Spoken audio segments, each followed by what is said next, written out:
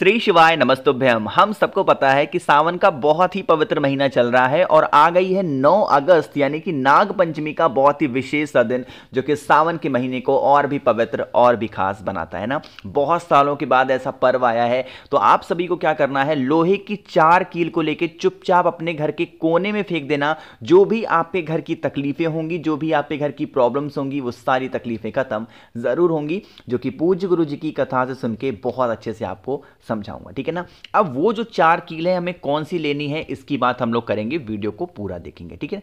देखो 4 कील इसमें लेनी है आपको, बहुत ही कम पैसे में 1 रुपए की आपको 1 कील मार्केट में मिल जाएगी। बहुत बड़ी लेने की जरूरत नहीं है, नॉर्मल साइज की जो होती है मीडियम, वो वाली कील लेना, जैसा कि स्क्रीन पे दिख रहा है ना। आपको कितनी लेनी है, 4 कील लेनी होगी, ठीक। 4 कील लेने के साथ हाँ एक चीज का ध्यान रखिएगा, लोहे की कील लीजिएगा। आजकल मार्केट में स्टील की कील आ गए हैं, स्टील वाली कील नहीं लेनी है आपको, लोहे की कील लेनी है 4, है ना। उसके बाद में आपको लेना होगा इस तरीके से सफ़ेद कपड़ा। अब यहाँ पे कोई बहुत ज़्यादा सोचने की ज़रूरत नहीं है कि सफ़ेद कपड़ा नया ले, नहीं। जो सफ़ेद कपड़ा आपको लेनी है, चाहो तो रुमाल ले सकते हो एक, और उस रुमाल के 4 टुकड़े करेंगे। कितने टुकड़े करेंगे, 4 टुकड़े। जब आप इस रुमाल के 4 टुकड़े कर देंगे, तो जो मैंने आपको काली वाली कील दिखाई है, एक एक कील को इन 4 टुकड़ों में रख देंगे, है ना। और इसकी छोटी छोटी पोटली बनाना। क्या बनाओगे, पोटली बनाना। और पोटली बना करके आपको इसे अपने घर के चारों कोनों में लगाना हो। अब देखो ध्यान रखिएगा, मैंने क्या बोला, घर के चारों कोनों में, कमरों के चारों कोने में नहीं कि कोई एक कमरा पकड़ लिया उसके 4 कोने में लगा दिया, नहीं। आपके घर का जो 4 कोना होगा पूरे घर का, उन 4 कोनों में लगाओगे। लेकिन अब जब यहां पे लगाएंगे तो एक चीज का ध्यान रखिएगा, यहां पे हमें नाग देवता की बहन, जिनका नाम है वासुकी, किसके नाम से, वासुकी के नाम से, या फिर आस्तिक मुनि, दोनों में से कोई भी नाम से, या तो आस्तिक मुनि या फिर वासुकी के नाम से आपको घर के चारों कोनों में, अगर आप इस नाग पंचमी के अवसर पे उन 4 कीलों को लगा देते हैं, तो कभी भी कोई भी सांप आपके घर में प्रवेश नहीं करेगा। ना तो सांप घर में प्रवेश करेगा, ना ही कोई भी निगेटिव एनर्जी आपके घर में आएगी जिससे आपके घर को कोई तकलीफें हो, है ना। आपके फैमिली, आपके परिवार की रक्षा खुद नाग देवता करेंगे, खुद नाग देवता की बहन आपके घर में रह करके आपके पूरे परिवार की रक्षा स्वयं करेंगे, ठीक है ना। बहुत इजी सा, बहुत आसान सा उपाय था, करना सभी को है। एक डाउट होगा बहुत लोगों को कि क्या भैया इस उपाय को घर की महिलाएं भी कर सकती हैं, इसका बहुत बड़ा लोग सोचते हैं। देखो कोई दिक्कत नहीं है, चाहे वो महिला हो, पुरुष हो, बच्चे हो, बूढ़े हो, कोई भी घर का सदस्य है, कोई भी एक व्यक्ति इस उपाय को कर सकता है। मन है सुबह कर लो, मन है शाम को कर लो, ये आपके ऊपर डिपेंड करता है, ठीक है ना। तो पहले उपाय की तो हमने बात कर ली है, आगे बढ़ते हैं। अब इस वीडियो के पंचमी तिथि पे करने वाले हम लोग अपने दूसरे उपाय की तरफ, और जो कि आपको करना होगा गंगा जल के साथ, है ना। चलो सबसे पहले बात करते हैं, इस उपाय को आप करते हो तो आपको इससे फायदा क्या होगा। अगर आप पे घर में धन संपदा की कमी होती है, मां लक्ष्मी का वास घर में नहीं है, बहुत टेंशन में हो, बहुत परेशान रहते हो, इधर उधर भटक रहे हो पैसों के चक्कर में, तो आप इस उपाय को करेंगे, ठीक है ना। देखो गंगा जल मैंने आपको बता दिया, तो गंगा जल होना बहुत जरूरी है। अब गंगा जल के साथ में छोटी सी कटोरी लेना, घर में ना स्टील की कटोरी होगी, यहां पे नई मत खरीदना, जो घर में कटोरी हो उसी को धुल करके इस्तेमाल करेंगे। इस कटोरी को उठाएंगे, गंगा जल को उठाएंगे, और आपके घर में जो तुलसी माता का पौधा हो उन्हीं के पास जाके खड़े होना। अब एक चीज का ध्यान रखिएगा, तुलसी माता के पौधे में डायरेक्ट आपको गंगा जल को नहीं डालना, ठीक है ना। क्या करेंगे, तुलसी माता के पौधे से थोड़ी सी दूरी पर बैठ करके, जो मैंने आपको कटोरी दिखाई, उस कटोरी को ऐसे रखेंगे, है ना। और अपने हाथों में गंगा जल गिरा करके अपना नाम और गोत्र बोल करके 5 बार गंगा जल इसी कटोरी में गिराना। देखो मेरी बात ध्यान से सुनिएगा, आपको जो गंगा जल गिराना है, पहले अपने दाहिने हाथ में गिराना है, और उसके बाद में दाहिने हाथ से इस कटोरी के अंदर आपको 5 बार गंगा जल को डालना होगा, और पांचों के पांचों बार आपको अपना नाम और गोत्र बोलना, ठीक है ना। इतना काम हो गया।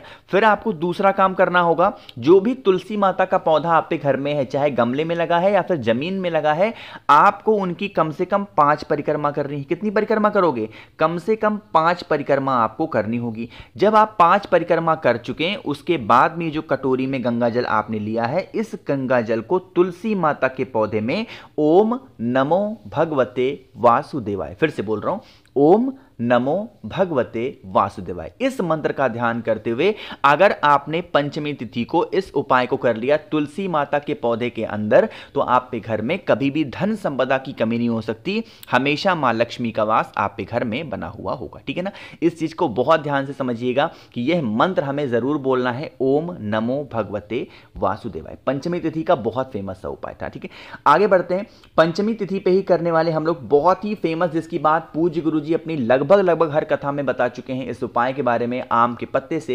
लेकिन कैसे करना है उससे पहले जल्दी से कर दीजिए वीडियो को लाइक, और मेरे जितने भी भाई बहन आवाज मेरी पहली बार सुन रहे हैं चैनल को जरूर सब्सक्राइब करेंगे। ठीक है ना, देखो भाई समझने की कोशिश करते हैं।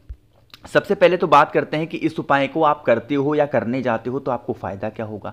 जैसे मान लीजिए कि आपकी जो शादी है, ठीक है ना, वो नहीं हो रही है, जिनकी शादी नहीं हो रही है, आपके बच्चों की, आपके बेटियों की, बेटों की, उनके लिए कर सकते हैं। दूसरा, अगर आपकी शादी हो गई है और परिवार आपको ठीक नहीं मिला है, तो उन परिवार को सुधारने के लिए भी आप इस उपाय को कर सकते हैं। ठीक है ना, बहुत छोटा सा उपाय है। स्क्रीन पे आप सभी को आम का पत्ता दिख रहा है, सिर्फ एक आम का पत्ता लेंगे, इससे ज्यादा मत लेना। ठीक, ये देखो, ये बिल्कुल उसी तरीके का उपाय है जैसे हम लोग नवरात्र की पंचमी पे करते हैं ना, बस उसी से मिलता जुलता है, बट इसमें चावल वगैरह का इस्तेमाल नहीं करना। ठीक, देखो क्या करना है, आपको इसमें दो स्वस्तिक का निर्माण करना। दो के दोनों स्वस्तिक आप चाहें तो लाल चंदन से बना सकते हैं, आप चाहें तो हल्दी से बना सकते हैं, आप चाहें तो कुमकुम से बना लो, आप चाहो तो सिंदूर से। हमें बनाना है दो स्वस्तिक, किसी भी चीज से आप बना सकते हो। जैसे मैंने यहां पे देखो लाल चंदन से बना दिया दो स्वस्तिक, आपको भी इसी प्रकार से दो स्वस्तिक का निर्माण करना, सिर्फ और सिर्फ एक आम के पत्ते पे है।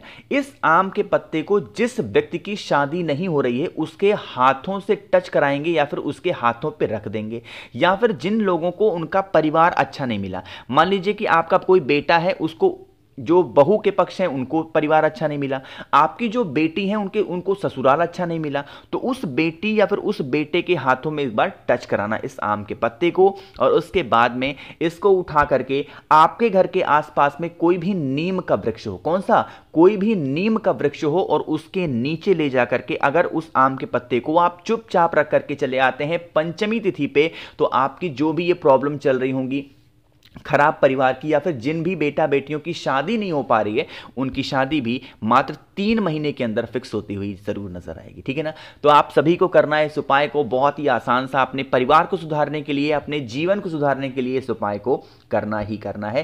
तो यहां पे हम लोगों ने बात कर ली है अपने 3 उपाय की। आगे बढ़ते हैं इस वीडियो के सबसे आखिरी और बहुत ही छोटे स्पेशल से उपाय की, जो कि पंचमी तिथि पे करना चाहिए, और इस उपाय का नाम है 10 बार जल उपाय। कौन सा उपाय नाम है? 10 बार जल। बहुत तरीके से समझिएगा, इस स्क्रीन पे आपको दिख रहा होगा एक बेलपत्र, तो हमें लेनी है एक बेलपत्र, और यह उपाय आप अपनी इच्छा पूर्ति यानी कि आप अपनी मनोकामना के लिए इस उपाय को कर सकते हैं। ठीक है ना, एक बेलपत्र लेना, इससे ज्यादा मत लेना। बेलपत्र लेने के बाद में एक तांबे का लोटा लीजिएगा, उसमें जल भरिएगा, और अगर आपके पास में गंगा जल हो तब तो इसमें 2-3 बूंद डाल देना, गंगा जल नहीं है तो कुछ भी लेने की जरूरत नहीं है।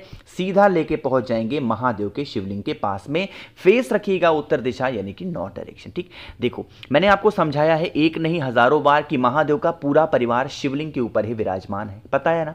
आपकी जो मनोकामना है, आपकी जो विशेष है, उस कामना का ध्यान करते हुए उस एक बेलपत्र को माता अशोक सुंदरी के स्थान पे कुछ इस प्रकार से रखेंगे, जिसकी डंडी हो जाएगी बाहर की तरफ और पत्ती होगी महादेव की तरफ। इतना करने के बाद में आपके पास में तांबे के लोटे में जो जल है, उस जल को 7 बार में चढ़ाएंगे। किसके ऊपर?